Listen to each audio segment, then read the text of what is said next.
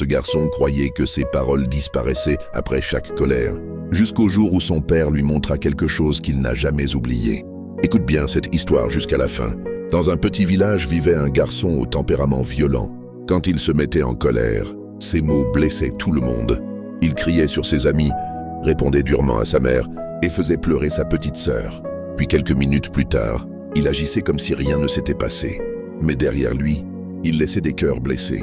Un soir, son père l'appela dehors, sans colère, sans punition. Il lui donna un marteau, un sac de clous et lui montra un vieux mur. Puis il dit, « Chaque fois que ta colère blessera quelqu'un, tu viendras planter un clou dans ce mur. » Le lendemain, le garçon planta plusieurs clous, puis encore le jour suivant. Le mur se remplit rapidement, et à chaque coup de marteau, il repensait aux paroles qu'il avait lancées. Les jours passèrent.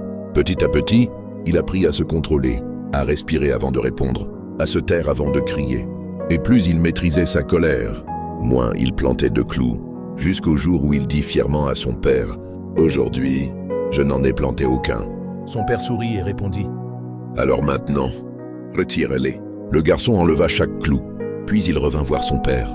Le mur était vide, enfin, presque, car il restait des trous partout.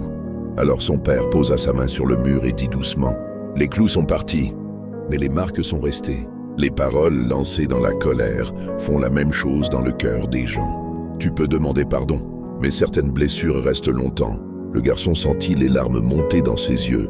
Et ce jour-là, il comprit qu'une minute de colère peut laisser des blessures pour des années, avant de parler sous la colère. Réfléchis, car certaines paroles restent gravées dans le cœur toute une vie. Les hommes forts ne sont pas ceux qui crient le plus fort, mais ceux qui savent maîtriser leurs paroles. Abonne-toi pour les prochains contes qui réveillent les consciences. Et écris en commentaire, je maîtriserai mes paroles.